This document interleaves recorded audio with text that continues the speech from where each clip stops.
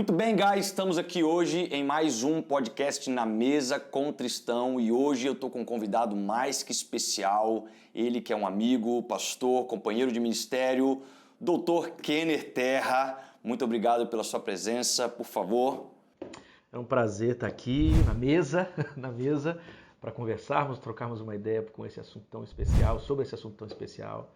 Muito obrigado pelo convite, meu amigo, e vamos lá. Eu que agradeço. O Kenner, ele tem mestrado em Ciência da Religião, é secretário também da ABIB, Associação Bíblica, é isso? Associação Brasileira de Pesquisa Bíblica. Associação Brasileira de Pesquisa Bíblica. Ele também é pastor hoje na Igreja Batista, na Praia do Canto, ou seja, um homem que tem feito um grande trabalho no Evangelho, na nossa geografia, um homem que eu admiro, escritor de diversas obras incríveis, né? E hoje está aqui conosco para falar de um tema do nosso terceiro episódio, que é sobre a igreja relevante na nossa geografia, como que a igreja tem se posicionado, como que a igreja tem se apresentado diante da sociedade, os pontos positivos, os pontos negativos. E eu já queria começar, Kenner, fazendo uma pergunta que vai ajudar a gente a introduzir esse assunto, que é sobre a visão que o ímpio, ou que aqueles que fazem parte de um mundo secular, que não congregam em alguma igreja, que não confessam sua fé, qual que você acha que é a visão, é a imagem que eles enxergam da igreja cristã hoje no Brasil? Obviamente não falando de denominações, mas da igreja cristã hoje no Brasil. Muito bem. Veja, quando nós falamos em igreja cristã, cristianismo, nós temos que diferenciar algumas coisas. Você fala em cristianismo, tem os católicos e os evangélicos protestantes. Pensando aqui os evangélicos no país, aqui no Brasil, nesses últimos anos nós temos percebido que a presença pública da igreja evangélica, ela tem demonstrado uma relação um pouco perigosa com projetos políticos. Então, por exemplo, na academia, por onde eu transito, por espaços que discuto sobre evangelho ou outros temas, é muito comum um primeiro momento assim de muito receio. É tanto que eu me apresento como pastor depois de um tempo que eu estou falando. Porque há um bloqueio. Mas esse bloqueio tem razão de ser. Tem razão de ser porque em alguns momentos a igreja tem demonstrado pouco cuidado com as coisas que fala. Gente que se pronuncia em nome da igreja, criando relações e fazendo trocas que queimam a imagem da igreja. Então, assim, num primeiro momento eu diria que nesses últimos anos as pessoas que não são da igreja têm olhado a igreja com muita desconfiança. Esse é um ponto. Mas não só. Há também muitas igrejas relevantes, importantes, que em certos bairros ou espaços são lidas como uma oportunidade de acessos que nem o Estado possibilita. Vou dar um exemplo. Eu fui na igreja lá, Batista, a Betânia, no Rio de Janeiro, há algumas semanas. E a igreja ela funciona num espaço entre favelas. Essa igreja ela é tão importante para aquele bairro, que a própria comunidade protege a igreja. As coisas da igreja não são roubadas, as pessoas da igreja têm uma certa proteção naquele espaço. E contrapartida, a igreja naquele lugar, ela é o Estado. O Estado não chega lá. Alguns serviços que deveriam ser feitos pelo Estado, é a igreja que faz. Então eu diria assim, quando nós olhamos para a igreja em termos gerais, a imagem da igreja, nós logo temos a ideia de que essa imagem pública da igreja, de certas figuras que falam em nome da igreja, realmente há uma certa tensão, uma desconfiança, um receio e uma série de preconceitos, né? Que alguns justos e outros não. Então há um tipo de estranhamento em termos gerais. Mas quando nós descemos para as relações locais, há uma série de exemplos de ações e posicionamentos dessas igrejas que criam aí uma compreensão, uma interpretação positiva da igreja. Então, eu dividiria em 2 níveis. Nesse nível geral, público, midiático, que realmente queima o filme da igreja. Queima o filme da igreja. E em alguns espaços nós temos até dificuldades assim, de nos apresentar como pastor, etc. Mas, quando eu desço para alguns exemplos locais, eu vejo que essa visão geral ela não se aplica totalmente. É porque quando nós falamos de cristianismo, que é plural, e de mundo evangélico, que também é plural, nós não podemos generalizar. Você não pode dizer, a igreja é vista assim pelo povo. Sim, uma parte, um determinado nível, nós temos um olhar um olhar crítico, um olhar receoso. Mas também quando descemos nas bases, percebemos experiências positivas da igreja com as comunidades, o que produz uma compreensão e uma interpretação mais favorável. Sim. Isso cria, inclusive, que biblicamente a igreja tem uma função com a sociedade, correto? Ela não tem só a ordenança de proclamar o evangelho, mas também uma função com a sociedade. Porque eu quero crer que, na mentalidade é o seguinte, toda vez que Deus ele quer lidar com o problema da injustiça, ele coloca um crente lá. Toda vez que Deus quer contribuir para que a justiça de Deus seja propagada, ele vai colocar a igreja naqueles ambientes, com a proposta bíblica. Mas quais que seriam as funções da igreja, biblicamente falando, com a sociedade, principalmente naquilo que se refere à justiça? Bom, o conceito de reino de Deus, ele tem uma relação profunda com a ideia de justiça que o texto bíblico, desde da Bíblia hebraica, apresenta. O que é justiça? Justiça na Bíblia hebraica é essa ordem cósmica de Deus. A justiça é exatamente o acesso daqueles que não têm acesso. Então, o que seria a justiça de Deus no Antigo Testamento? O cuidar de Deus com os que sofrem. Mas que sofrem em que nível? Especialmente no nível social. Existem 3 categorias que são fundamentais, que a expressão justiça sempre aparece. Os órfãos, as viúvas e os estrangeiros, que são as 3 classes mais frágeis do mundo antigo. Interessante, tanto nos Salmos como nos profetas, os conceitos de justiça sempre são aplicados a estes grupos. Quando você lê a respeito do rei, o rei que representa Javé, esse rei é justo nos salmistas, nos Salmos, por quê? Porque ele cuida, ele preserva, ele dá acesso, ele se preocupa com esses 3 grupos. Então, o conceito de justiça é importante para entendermos a função da igreja no mundo.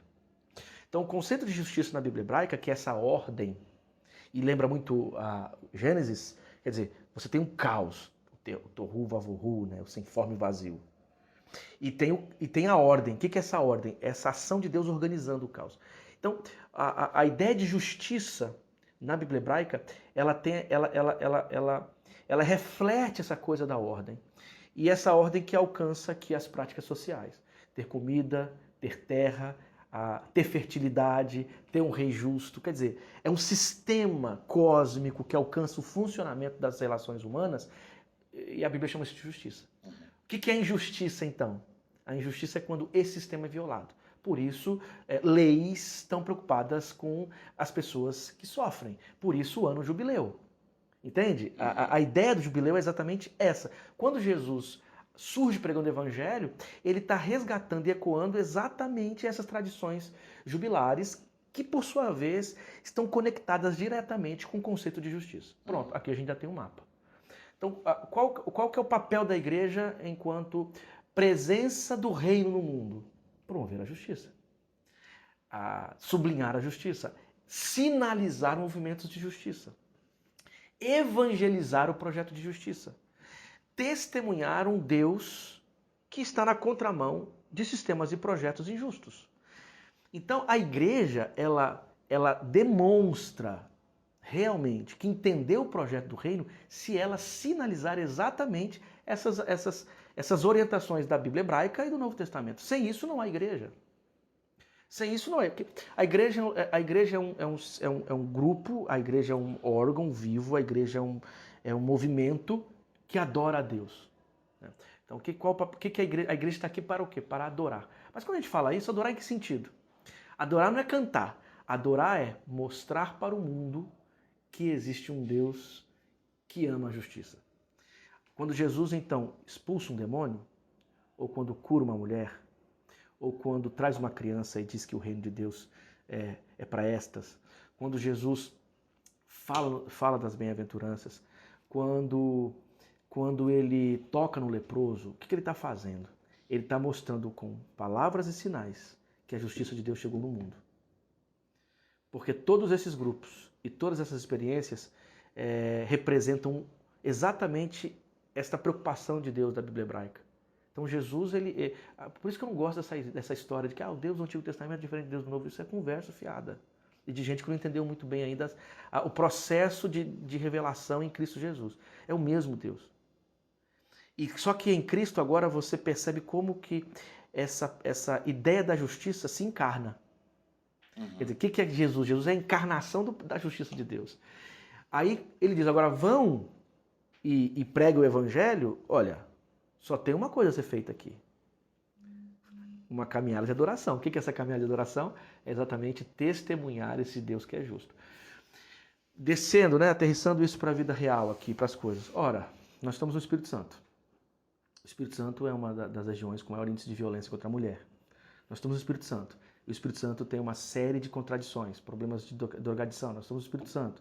E aqui tem um altíssimo nível de suicídio, de corrupção. Não é? Os nossos representantes, por vezes, mostram o quanto não conhecem a justiça de Deus. Qual o papel da igreja? Testemunhar o contrário. Uhum. Então, quando a igreja se alia, se vende, se rende, ou sublinha isso que é contrário ao reino de Deus, ela está se colocando contra a própria justiça de Deus. E se ela está se colocando contra a própria justiça de Deus, ela está traindo a sua própria vocação. Sim. Então, eu diria o seguinte, Fábio, que é quase que uma necessidade identitária a igreja ter essa preocupação pública. Mas isso aí está parecendo um negócio meio de ONG. Não, pelo contrário. Nós não fazemos isso senão por uma única razão, porque nos convertemos a Cristo. Então, qual é o lugar, qual é a plataforma que me faz agir assim, escolher por isso? Não é uma plataforma de uma tradição filosófica, não é? É a plataforma da fé. Quer dizer, porque creio em Jesus como creio, então eu ajo assim, eu me posiciono no mundo assim. Por ter acreditado na vocação que a igreja tem, por fazer parte da vocação que a igreja alimenta e promove, logo, então eu ajo assim, eu vivo assim, eu me articulo assim. Então, é como se fosse o eixo central da existência da igreja. Quer dizer, eu como igreja, eu sou esse agente de Deus no mundo para ser o contradiscurso a todo projeto que é contrário à justiça de Deus. Uhum. E terminaria dizendo que não é a igreja que vai implantar essa justiça no mundo em sua totalidade. Não é a igreja. A igreja só sinaliza. Porque quem faz isso é o próprio Deus. Sim. Então, a missão, a evangelização, a eclesiologia, todas as coisas que estão envolvidas na ação da igreja, da vida da igreja, precisam girar em torno desta ideia, da justiça de Deus. Como representante, como sinalizadora e como aquela que aguarda que essa justiça será implantada totalmente. Não é a igreja que implanta isso. Então, veja, não tem nada a ver com teoria política, no sentido filosófico. Não tem nada, a motivação não está em uma proposta econômica, filosoficamente desenvolvida no mundo moderno. Não tem nada a ver com marxismo, não tem nada a ver com economia liberal. Tem a ver com um projeto bíblico teológico. Uhum. Né? Agora, obviamente, algumas propostas podem ter sintonia, mas essa sintonia nunca será completa. Por isso que essa nossa ação do mundo não pode nem depender de questões políticas partidárias. Entende aqui? Sim. E eu faço questão de dizer isso, sabe por quê? Porque eu sei que é possível uma leitura equivocada desse tipo de fala, como acontece. Né? E a leitura justa e correta desse tipo de fala é o seguinte: o lugar desta ação pública da igreja é exatamente o conceito de justiça ensinada por Deus na Bíblia hebraica no Novo Testamento em Cristo Jesus. E se qualquer teoria filosófica, econômica ajudar na reflexão, ok, mas não é essa, não são essas teorias filosóficas e compreensão da realidade que dão base para esse tipo de posicionamento, e sim o próprio texto bíblico. Sim, e essa percepção, eu acredito que a igreja ela começa a se tornar relevante na geografia que ela está inserida. Isto é, uma igreja que ela não é somente dentro das quatro paredes, mas ela começa de fato a cumprir o seu propósito, né, de eclésia, chamados para fora, né, de cumprir aquilo que faz parte da obrigação da igreja em meio à sociedade. Então a pergunta que eu faço é, quais são os riscos de uma igreja que não compreende esse propósito e, consequentemente, pode deixar de ser relevante na sua geografia? Talvez o pensamento é, se a igreja muda de local hoje, o que aquela geografia vai sentir de falta? Ou será que aquela geografia vai dar graças a Deus? Vai celebrar, né? Vai celebrar sair daquela igreja. Eu acho que uma das consequências mais naturais é o adoecimento das pessoas que estão ali. Quando você está no lugar que perde o seu sentido de propósito, você adoece todo mundo que está lá. Você quer conhecer igrejas problemáticas? Observa qual é a relevância dessa igreja no lugar onde ela está. Porque quando nós perdemos o propósito de relevância no lugar onde nós estamos, nós vamos nos preocupar com um monte de bobagem. A começar pela vida do outro. A vida do pastor. Se aquele louvor está tão bonito como eu gostaria que estivesse. Porque para quem está engajado, eu estou falando de alguém que está engajado. Eu não estou falando isso aqui com orgulho, pessoal, não. Estou engajado porque eu entendi o evangelho e estou engajado em uma série de coisas. Para mim, faz pouca diferença a vida dos meus colegas. Faz pouca diferença se na comunidade onde eu estou, se o louvor cantou como eu gostaria que cantasse. Faz pouca diferença se a vida daquela irmã lá é tão compatível ao que eu espero da moralidade cristã. Faz pouca diferença. Sabe por quê? Porque a minha preocupação é outra. A minha preocupação. Então, eu quero dizer o seguinte. Quando a igreja perde esse propósito, perde esse sentido, ela vai adoecendo as pessoas. Por uma razão simples. A igreja se torna um fim em si mesmo. Ora, se eu tenho uma igreja aqui no bairro, e que o meu propósito não é transformar ou sinalizar essa transformação, qual vai ser o meu propósito ali? Ele vai ser desviado de alguma forma, né? Vai ficar, meu propósito é ficar aqui rodando em torno de mim mesmo. Do culto, da escola bíblica dominical pela escola bíblica dominical, as igrejas que têm isso, né, que tem escola bíblica dominical, a célula pela célula, o crescimento pelo crescimento, o culto pelo culto. Daqui a pouquinho, as pessoas começam a perder o rumo, porque isso aqui não faz sentido nenhum. Isso aqui é só um caminho, só uma porta. Por que nos reunimos? Nos reunimos para celebrar o que estamos fazendo no dia a dia. Por que nós nos reunimos? Para celebrar a Deus, agradecer a Deus pela missão que estamos cumprindo no mundo. Uai, templo, igreja, essa estrutura, isso é muito posterior. A igreja nunca precisou disso. A igreja precisava de gente viva, transformando o mundo, agindo, ouvindo os dilemas das pessoas. A igreja surge na rua, no caminho, não é assim que está em Atos? Então a igreja é caminho. Quando esse caminho se estagna, né? Quando esse caminho se represa, né? Quando esse caminho se enclausura, aí fica igual a água parada. Uhum. Água parada apodrece, não é isso? Fica aquelas coisas... Igreja que perde seu propósito, seu lugar no mundo, como está usando a expressão da sua geografia, ela apodrece. E Deus diz em Apocalipse, inclusive, que quando não é frio nem quente, vomita. Eu lembro um pouco disso também de Isaías, né? Que Isaías, o pessoal está cantando bastante, né? Lá no capítulo 1, canta bem e tal. Aí Isaías, inspirado por Javé, diz assim, ó, para com essa bagunça aí. Para com essa cantoria aí. Para com esse negócio. Abaixa essas mãos aí. Eu tenho nojo. Eu vejo isso, me dá ânsia de vômito. Me dá nojo. Porque eu não posso suportar liturgia e hipocrisia. Do que ele está falando? É o seguinte, a religião israelita ela estava funcionando muito bem, havia uma prosperidade no contexto do povo de Israel, uma economia, né? E a economia estava boa, naturalmente, o culto no templo, o sacrifício, quer dizer, uma religião pujante, né? Uhum. Uma religião que funcionava bem, com bastante carne para sacrificar, mas ao mesmo tempo alimentava uma injustiça e uma falta de empatia com os que sofriam. Uhum. Quer dizer, não percebendo o seu lugar na promoção da justiça, na promoção, do desejo de Javé para o povo. Aí Deus por Isaías diz assim, ó, para com isso, porque antes de vocês começarem a cantarolar aí, vivam a razão da existência de vocês primeiro. Então, quando a igreja perde a sua razão de existência, ela apodrece. Eu volto a dizer, igrejas apodrecidas você percebe pelos frutos e pela incapacidade de ser relevante na sua geografia. Então, eu diria isso, primeira coisa. Segundo, uma igreja que não entende seu papel e perde sua relevância local, ela vira um ponto de encontro só. Entende? Um ponto de encontro. Como um bar, como um shopping, como um restaurante. Um entretenimento simples.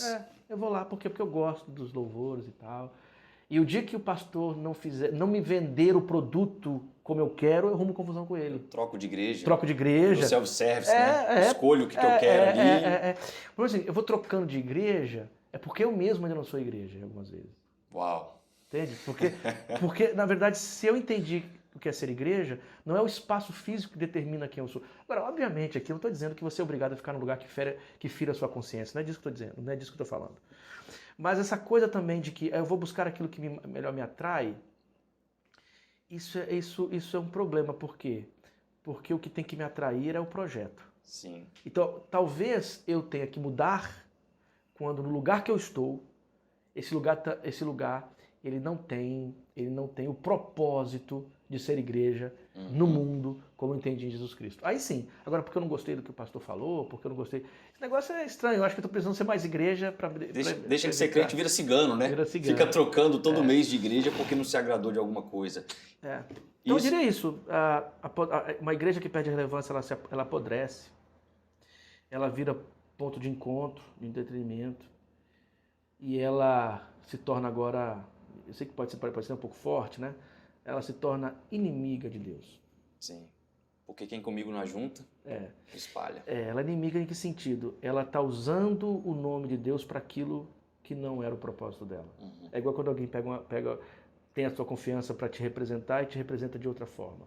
Entendeu? Eu sou botafoguense, com muito orgulho. Você não vim aqui representar o Kenner torcendo pro Flamengo. Você vai arrumar um problema sério isso comigo. Você está fazendo uma coisa que não é o que eu... Não existe cristão perfeito, né? Quer dizer, você está me desonrando. Como assim você vai, em meu nome, torcer pro Flamengo? Você está me traindo. Você está indo contra mim. Ou seja, uma igreja que perde o seu lugar de relevância, ela está se colocando contra Deus. Sim. E esse entendimento faz também a gente refletir sobre a grande diferença, ao mesmo tempo, a necessidade de se complementar entre organização e organismo, porque a igreja é uma organização. É uma organização invisível, é uma organização que hoje tem as suas divisões, né, teológicas, algumas questões, mas o propósito bíblico ele é o mesmo, né, apesar de todas essas divisões. Mas o que você acha que tem sido, que tem prevalecido no meio daquilo que deveria nos unir, como diz Efésios 4, né? Um só Deus, um só Senhor, um só Espírito, um só propósito. O que você acha que tem prevalecido? Uma organização com as suas divisões teológicas ou, de fato, um organismo por uma questão que se entende um propósito coletivo para o corpo de Cristo? Eu acho que é uma organização, né? É natural, há um movimento natural em toda instituição. Você tem aqui um momento de irrupção, movimento de institucionalização. A igreja passou por isso. É igual quando você encontra alguém que começou um movimento bonito de oração e tal, daqui a pouco aquele movimento bonito de oração começa a ter horário, né? Já não é mais tão irrupção assim, né? Tem horário, tem agora a oferta, tem hora que começa aí se institucionaliza. Isso não é o problema. Se institucionalizar, como você disse, não é o problema, ou seja, ela tornar-se uma organização não é um mal. Nós precisamos de horário, precisamos de financiamento, precisamos de organização, logística, etc. Só que quando isso se torna um fim em si mesmo, né, naturalmente deixa de ser um organismo. O organismo tem a ver com vida, né? Pulsão, né? Alimento, fogo, quer dizer, vivacidade. E é muito comum quando esses movimentos são só organização, um tipo de exclusivismo. Né? Quer dizer, e quase que um exclusivismo de disputa. Nós estamos aqui numa disputa. Quem tem mais gente no nosso aprisco? Quais são, quem consegue angariar mais pessoas? Quem consegue ter uma igreja maior e tal? Isso, por vezes, torna mesmo o mundo evangélico um campo de batalha. Eu lembro, eu não vou falar aqui quais são as igrejas, mas lá no Rio, uma igreja, lá há algum tempo, chegou uma outra. Eles dividiam o muro da garagem. No dia que foi inaugurar, que também já começou grande, a outra, que tinha chegado depois, as pessoas confundiam as entradas. E foi uma confusão danada, quase que caíram no braço lá, porque vocês estão usando aqui a garagem. Aí o que eles tiveram que fazer? Tiveram assim, ó, a partir de hoje, nós vamos colocar um adesivo, então só os adesivados com a marca da igreja tal podem entrar na garagem dessa igreja. E os adesivos, quer dizer, isso aqui é um exemplo assim, simbólico do que você propôs. Quer dizer, nós somos marcados, não por Cristo, mas pela nossa denominação. Né? Nós somos marcados aqui, ó. Você é dessa igreja e eu sou dessa. E se eu puder, eu vou te tirar de lá e trazer para cá. Então eu acho que a igreja brasileira reflete um pouco disso. Claro que nós encontramos ali e acolá movimentos que tentam diluir um pouquinho isso. O meu sonho, e eu sei que isso não vai acontecer com facilidade, eu nem sei se aconteceria, se isso acontecerá mesmo, mas minha oração, meu sonho é que essas divisões, essas denominações consigam encontrar lugares comuns no Evangelho, para serem um testemunho mais vivo. Sim. O que eu percebo é que quando há alguma pauta moral, é interessante, né? Pauta moral junta até católico e evangélico. Né? Eu lembro que lá na cidade de Aracruz, um dia a secretária de Educação propôs levar para as escolas, quando eu morava em Aracruz, eu vou para a escola, um tipo de respiração para as crianças, que era uma respiração assim, que vinha de um indiano, aí dava aquele arzinho de ser religião oriental e tal. Rapaz, eu nunca tinha visto uma articulação de unidade tão forte entre pastores assembleanos, batistas, presbiterianos, igrejas emergentes, igreja católica. Foi um negócio assim, ó. O padre da cidade e o pastor batista da cidade lá sempre estiveram em crises. Mas naquela situação eles venceram as crises e estiveram juntos lá, pressionaram, fizeram barulho na cidade. E esse negócio não entrou na escola. Deixando de lado a relevância disso ou não, agora, Aracruz também tem um índice altíssimo de violência. Nós temos o altíssimo índice lá de drogadição. Há bairros riquíssimos e outros com quase nada. Tem bairros ali que não têm acesso a nada, escolas que são jogadas às traças.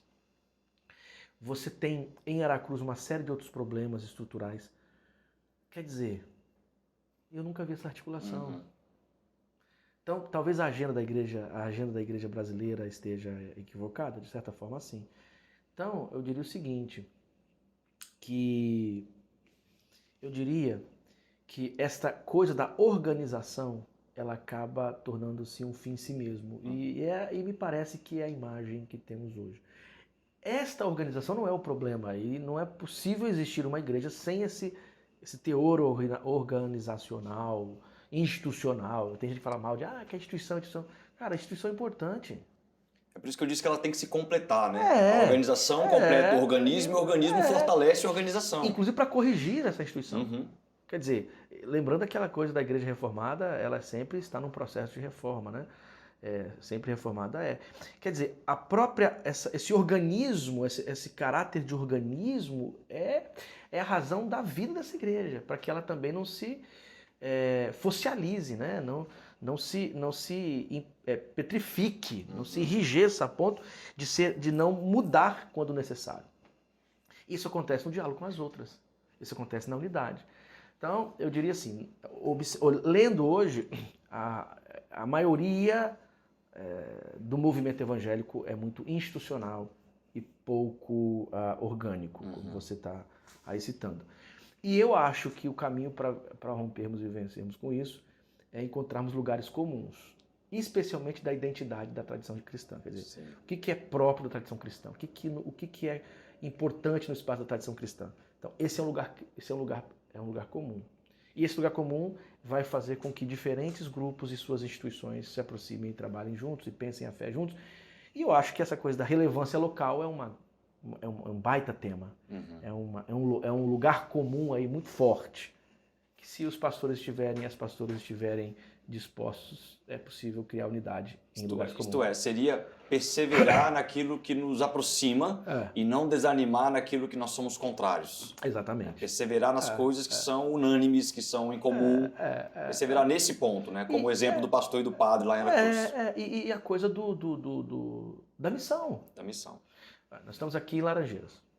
Eu imagino que tenha quantas igrejas aqui nessa região? Algumas, bastante. Eu fico pensando, quais são as questões durante a pandemia que atingiu a todos, né? Que é uma dor comum e relevante aqui para esse lugar. Ora, isso não seria um caminho, um lugar bacana para que as diferenças teológicas, históricas e até pessoais fossem deixadas de lado? Não seria uma baita de uma oportunidade da igreja testemunhar a unidade em favor de uma causa tão importante para tanta gente? Veja, aí o camarada está lá no bairro daquela igreja, longe daqui. Poxa, eu quero ir lá visitar, eu quero conhecer esse pastor. A mesma coisa acontece cá. O que me parece é que é até uma escolha não inteligente. Essa hiperinstitucionalização e separação e incapacidade de diálogo. Por quê? Com o outro eu sou mais forte. Só que a maioria lê diferente. Não, o outro vai me enfraquecer, porque o outro vai disputar comigo e infelizmente assim, né, eu tenho que ter o inimigo longe, para que ele não, pelo menos pela questão da igreja, porque as pessoas não podem ver que ele existe, inclusive, porque vendo que ele existe podem ter dúvidas se querem ficar aqui mesmo, coisa assim. Então no fundo é uma disputa também, né? Uma disputa que eu acho que é uma disputa que prejudica. Quer dizer, se eu me aproximo do outro, eu não vou enfraquecer as pessoas que estão comigo. Pelo contrário, eu vou aprender e vou fortalecer ainda mais o meu espaço. Bom, acho que é um pouco disso. Entendi.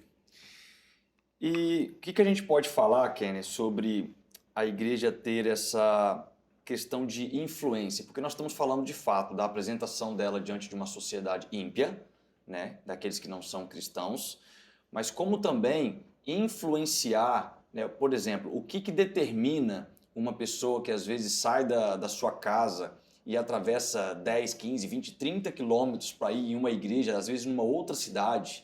Nesse trajeto ela passa na frente de 15, 20 igrejas diferentes, mas por que ela foi aproximada? Por que estas igrejas estão trazendo um engajamento diferenciado? Você acha que esse senso de organismo é algo que tem sido diferente para os dias de hoje, para uma sociedade emergente, uma comunidade que tem poder de pensar, de refletir, né, outros tipos de conhecimentos? Isso tem mudado na mente da sociedade?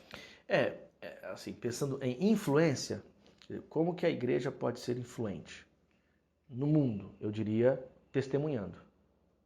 Atos, né? Caía na graça do povo porque partilhava o pão, vivia na comunhão. Quer dizer, o testemunho público influencia. Isso acontece de maneira individual e coletiva. Quer dizer, qual que é a agenda dessa igreja?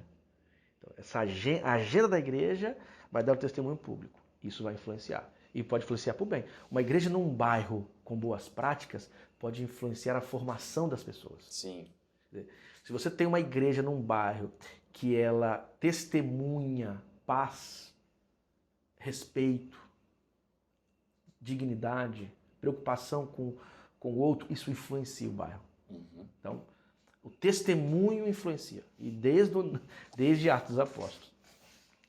Agora, pensando nessa igreja local que atrai pessoas, né, faz com que alguém saia de um bairro, atravesse o outro, atravesse vários bairros e vá até lá naquela igreja, eu acho que uma das razões dessa atração tem a ver com a capacidade de dialogar com o seu tempo. Um ponto é esse, quer dizer, uma igreja que tem condições de dialogar, que consiga ter na mão o jornal e hoje o tablet lá, né, aquelas notícias online e a Bíblia, ela tem grande potencialidade de atrair. Quer dizer, ela está respondendo a perguntas que são feitas. Né? Ela tem que estar vinculada à questão da tecnologia, da estética, não a estética para vender a alma, estética no sentido de comunicar, uma igreja que comunica e que está ouvindo o mundo. Como você hoje dialoga com uma juventude? E não se fechando, né? E não se fechando. Quer dizer, santidade não é claustro. Santidade é presença pública influenciadora. Uau. Entendeu? Muito que é a ideia do sal, né? Quer dizer, eu não consigo, eu não tenho como esconder uma casa numa montanha. Vai tentar lá, tenta botar um pano e esconder lá. Todo mundo está vendo. Então a santidade não tem a ver com esse fugir da realidade. A santidade tem a ver com entrar na realidade com outro jeito de ser realidade. É entrar na vida humana com outra proposta de vida. É entrar na cultura mostrando caminhos outros para a cultura. Então, não é fugir do mundo, é entrar nele. Isso é ser santo. Incrível. Então, quer dizer, quanto mais eu tenho capacidade de dialogar, para dialogar eu tenho que conhecer. E para conhecer eu tenho que me aproximar. Um exemplo que eu gosto muito é a parábola do samaritano, né, que nós chamamos de bom samaritano. O levita e o sacerdote, eles não conseguiram perceber que havia possibilidade de vida porque passaram longe. E por que passaram longe? Porque são covardes e medrosos, estavam com medo de se mancharem e isso impedir que fizessem os trabalhos do templo. Se toca em alguma coisa morta, você não pode mais trabalhar nos ritos religiosos do judaísmo. O samaritano, que teria pouca preocupação com isso, se aproximou. E quando se aproximou, conseguiu dialogar. E percebeu uma coisa que os outros não perceberam. O cara estava vivo, o cara estava morto. Então, eles não sairiam manchados desse negócio. Muito pelo contrário, né? Pelo contrário. Então ele consegue, coloca no seu animal, leva no hotelzinho da época, cuida do cara, bota vinho, bota azeite. Quer dizer, por que ele colocou vinho e azeite? Porque ele viu que ele estava machucado, entende? Então, ele não colocaria vinho e azeite numa perna que estivesse sã, num corpo que estivesse são. Ele só pôde perceber que aquele corpo tinha chagas porque ouviu, ele se aproximou. Uma igreja que não consegue ouvir o seu tempo, ela vai o tempo todo ter posicionamentos preconceituosos, distanciadores, e vai ficar o tempo inteiro respondendo a perguntas que ninguém fez. Sim. Entende? E perguntas que ninguém fez só são ouvidas essas respostas por mim mesmo e por aqueles que têm paciência de me escutar. Sim. E poucos têm. Então, eu acho que a primeira coisa é essa. O que faz alguém sair de um canto e se sentir tão atraído por uma igreja? Quando essa igreja ela é capaz de responder, ela é capaz de ouvir o seu tempo, ela é capaz de dialogar com o seu contexto, ela é capaz de se contextualizar. Outra questão muito, muito séria também, que eu imagino, é o senso de identidade e de acolhimento. Uma pessoa, ela sai da sua casa, atravessa quilômetros para ir para um outro lugar, se ela lá se sentir segura e acolhida. Né? Quer dizer, às vezes são coisas mínimas. Uma igreja que realmente a pessoa que está ali é importante. Não por prática política, não por joguinho retórico, porque é importante mesmo. O senso de pertencimento. Você chega lá, numa comunidade de fé, a comunidade de fé não é uma coisa, não é um fingimento. A comunidade de fé entendeu a sua vocação de amar e essa pessoa é acolhida. Então o abraço ali é só um símbolo. O abraço é o símbolo. Esse abraço pode fazer com que essa pessoa atravesse a cidade toda e vá lá. Uma família deixa de congregar numa igreja ou congrega à luz da maneira como seus filhos foram tratados. Sim. Então, essa questão de responder às questões do seu tempo, ser capaz de dialogar com o seu tempo. a criação de um senso de identidade, né? Acolhimento, sensação de segurança. Essas coisas produzem, sim, uma atração. Produzem uma atração. E aí tem outros pontos que são pontos muito particulares, né? Quer dizer, quando a proposta da igreja, a teologia está bem mais compatível ao que esse grupo crê, mas aí já não está na alçada da igreja. Isso é uma questão mesmo de identificação daquele que se aproxima e fica. Mas nas mãos da igreja, dessa comunidade local, essas outras duas coisas estão. E ela pode, sim, se tornar um espaço bem atraente. Perfeito. Muito bom, Kenner. E resume pra gente, então, por favor, 3 ou 2 conselhos que você poderia deixar para os líderes da atualidade, os pastores da atualidade, que possa ser colocado em prático para que a igreja perceba a sua necessidade de ser relevante fora das 4 paredes. Primeiro, entenda que ser pastor não é ser pastor de uma igreja, instituição. Ser pastor é ser pastor da cidade. Yes. Excelente. Entender que o lugar desse pastor é o lugar com os dilemas e os dramas da cidade. Eu estou falando aqui de teoria do domínio, não é disso que eu estou falando. Quer dizer, esse pastor entendeu que o meu ministério é um ministério aqui para a cidade. Aqui para a cidade. E o que eu posso fazer com essa comunidade que Deus colocou nas minhas mãos para ajudar a liderar por essa cidade. Então, isso é um ponto. Não é só sobre os membros da igreja, sim sobre os habitantes da cidade. Habitantes da cidade. Segundo, entender e crer profundamente nisso. Talvez eu colocaria em primeiro, mas deixa agora, não porque essa ordem seja uma de importância, mas só por conta dos 3 pontos, para ser bem batista, né?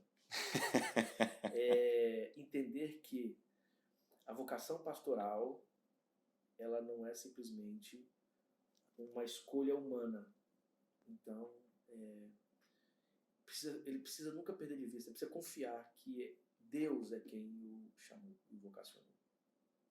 Quando tem essa convicção, os dilemas e as dificuldades, por mais duras, por mais difíceis que sejam, ele tem condições de suportar, de romper, de continuar e vencer nesse sentido. Né? Quer dizer, entender que a sua vocação não foi uma vocação, como diz o próprio apóstolo Paulo, não foi homem nenhum. Entender que a vocação pastoral é um chamado divino. Por isso que podemos confiar. Confiar não na nossa capacidade em si, mas confiar que Deus está nos conduzindo. Ele é o maior interessado nisso. E terceiro, não vender jamais a consciência.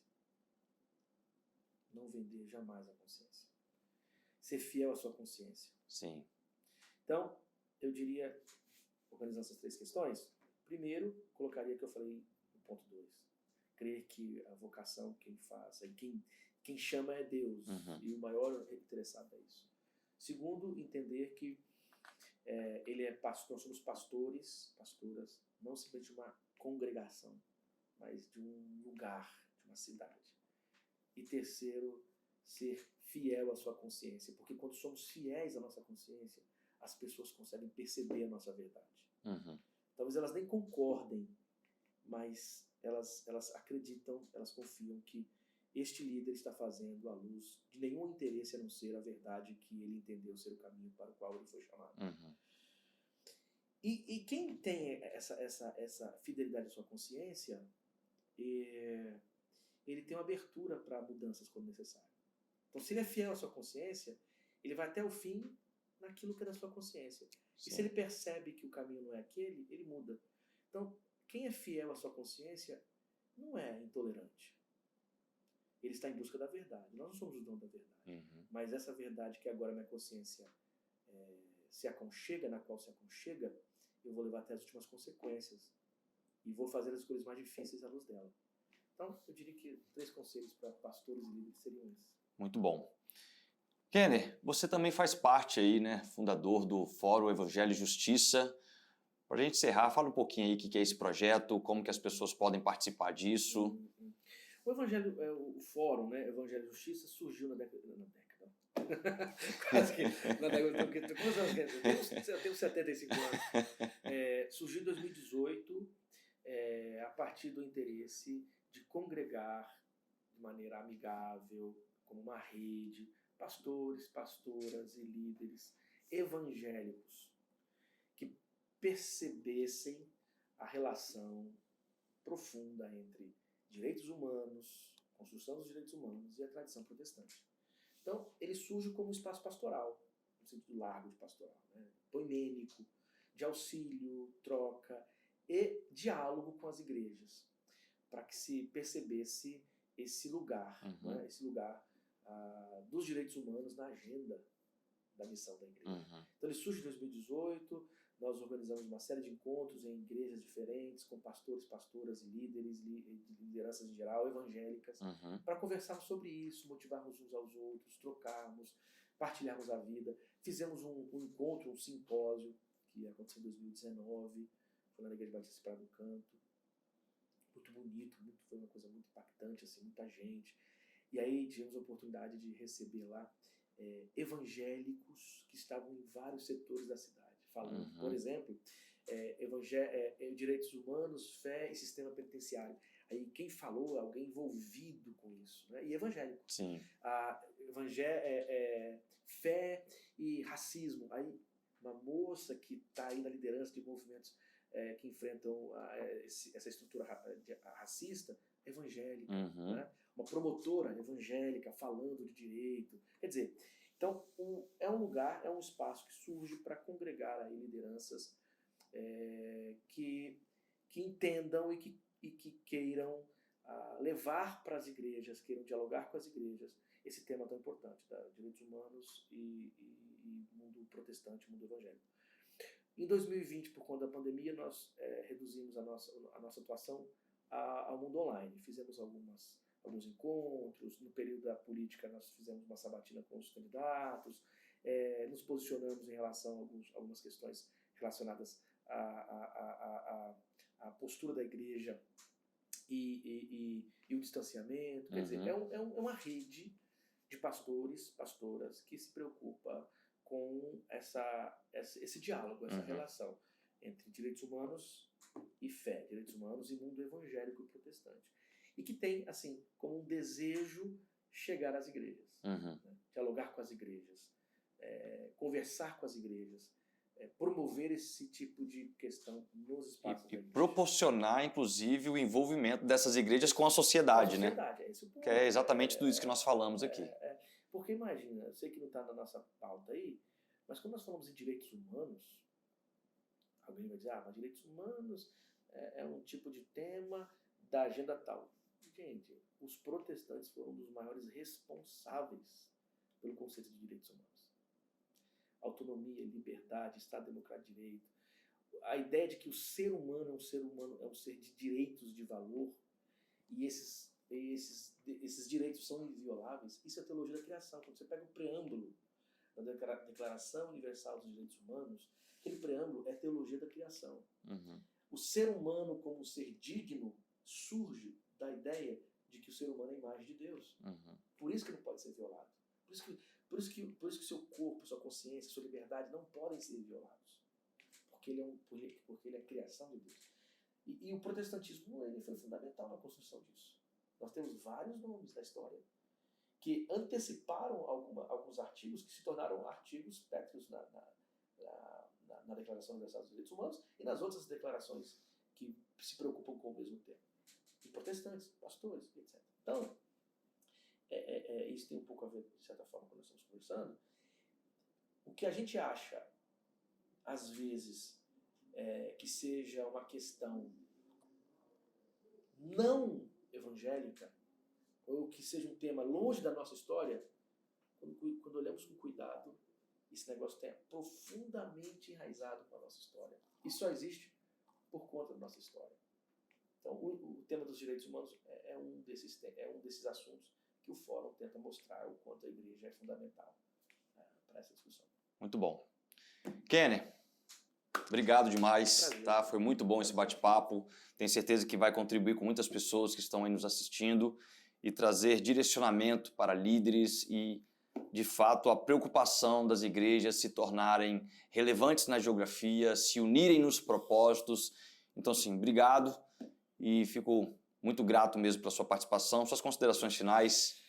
Muito obrigado. Foi um prazer participar com você aqui. É um prazer essa nossa caminhada de amizade e espero que aqueles que estão nos ouvindo aí, pastores, pastoras ou gente de igreja, né? Gente normal, né?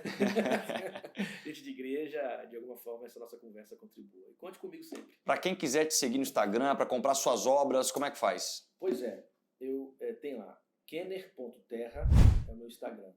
Quem quiser comprar as minhas obras, é só entrar lá no meu direct, mandar uma mensagenzinha e a gente conversa. Você encontra na Amazon, nas livrarias online, mas pelo menos 2 obras que eu escrevi, uma livraria fez um combo com promoção, que é sobre o primeiro Enoque e a outra sobre Apocalipse. A editora Basileia, a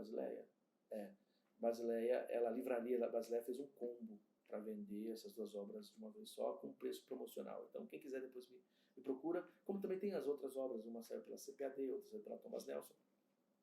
E ali pelo kenner.terra a gente consegue conversar.